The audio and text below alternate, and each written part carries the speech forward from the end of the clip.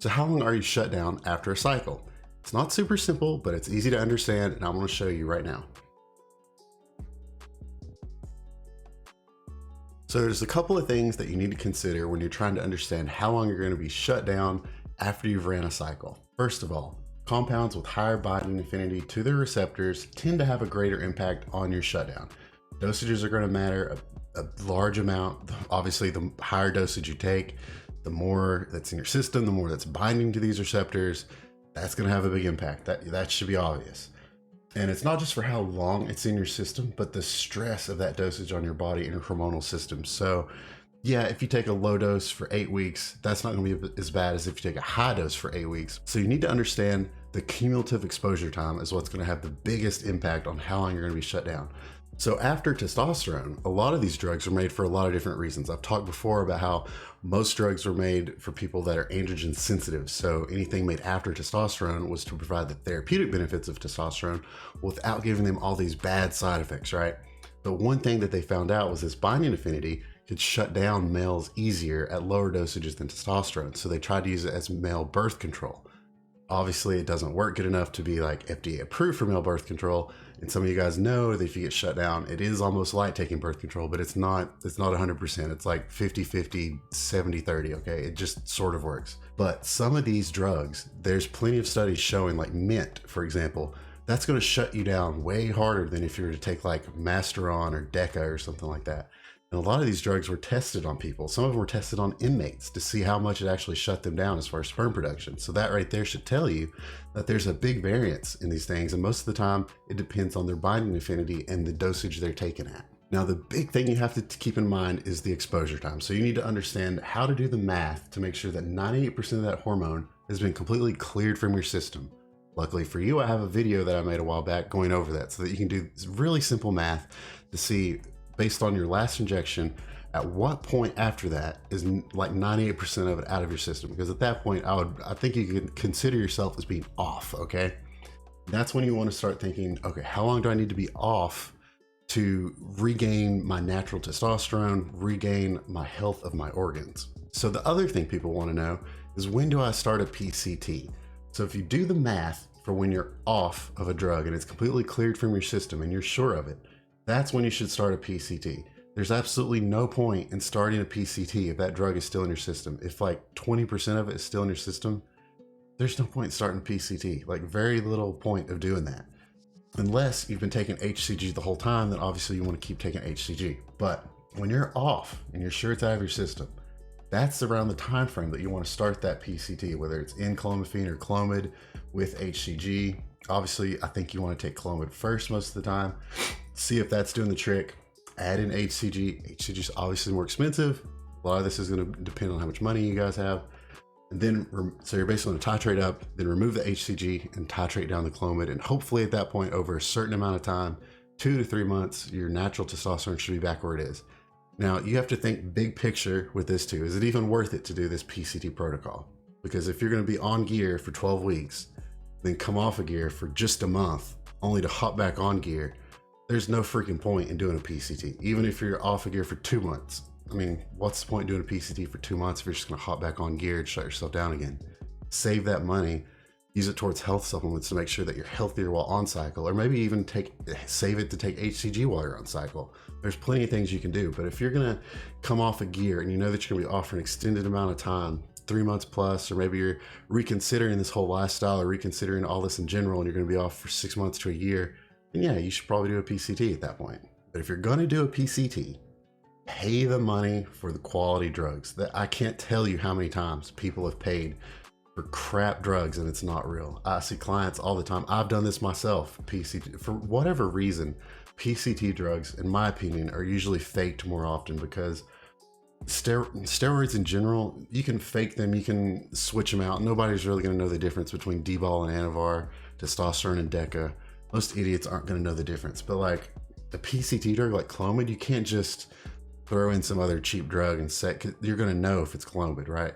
So a lot of times the Clomid's fake, it's underdosed. Same thing with the HCG. So get it from somewhere that it's quality. You can even go to a doctor for this. Is a perfect time to go to a doctor, is when you want a PCT, because all this stuff's legal and they're going to want to write you a prescription for it to help you.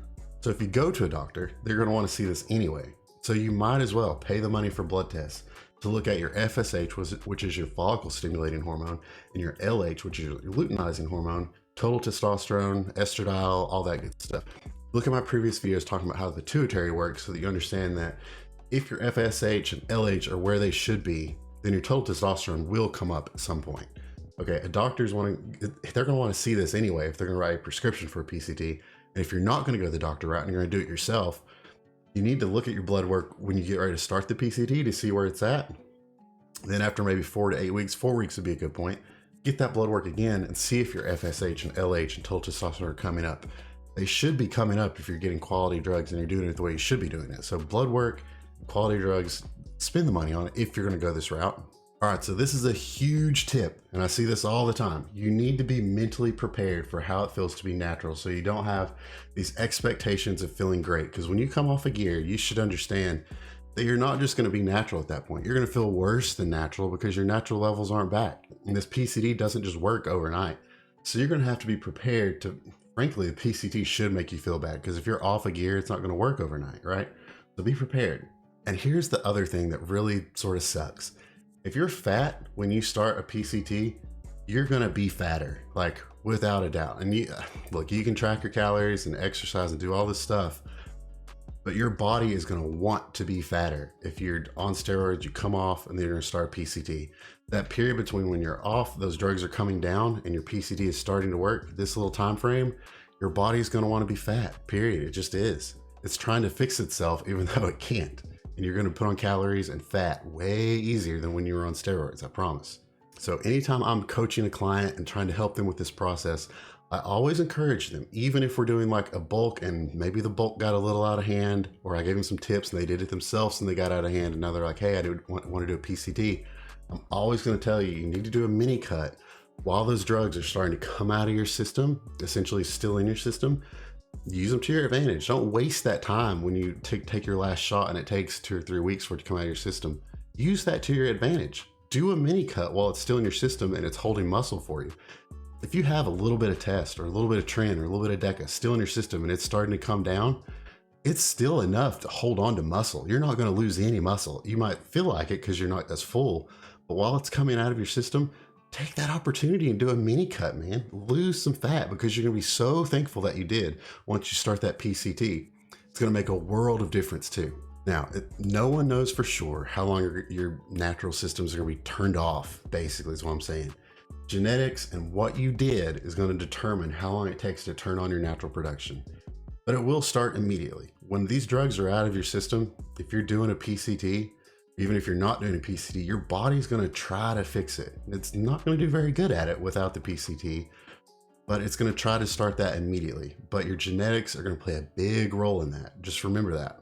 And then, like I said before, get blood work 3 or 4 weeks after starting your PCT to check on your FSH and LH and estradiol and test. You need to know if what you're doing is having an effect or not, because after 4 weeks, if it's not doing anything, you could maybe wait another 4 weeks. But after 8 weeks, if it's not doing something, you're doing something wrong. The drugs are not real. You're not understanding what you're doing. Something is wrong. But the main point is that this is your responsibility. It's up to you. It's up to you to see how often you want to get blood work and how seriously you want to take this, because your coach or me or whoever, we can't just take a guess at how your body's going to respond with this PCT. You can't just take drugs and then when you want to get natural again, you can't just get pissed at somebody because they don't know how long it's going to take for you to get natural.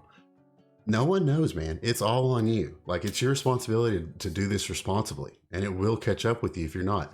And this really should show a lot about how bad you actually want this, because if you can't afford to do a PCT, if you can't afford to get the blood work during a PCT, if you can't afford to get the health supplements during a PCT, if you can't afford to mentally prepare yourself for a PCT, you have no business taking steroids in the first place. It's a bad effing idea. If you can't afford the drugs, the blood work, the time, the mental preparedness for this, if you can't handle all that for 4 to 8 weeks and you don't have the money for it, why the hell would you take drugs? Like, seriously, why would you take steroids in the first place? I see this all the time, and this makes me so freaking mad. Is these guys who are in college or whatever, maybe they don't have a great job, fine, whatever. but they barely can afford their drugs to do a cycle. And then when the cycle's over, they're freaking broke. They're just broke and they don't have money for this. So you either need to have money for a PCD and do this the way you should do this, or just buy some more tests and cruise, man. Like, obviously that's the cheaper way to do it, but you can't just get to the end of a cycle and just magically think everything's going to work. You need to have a plan. It's your responsibility to do that. You have no one to blame but yourself.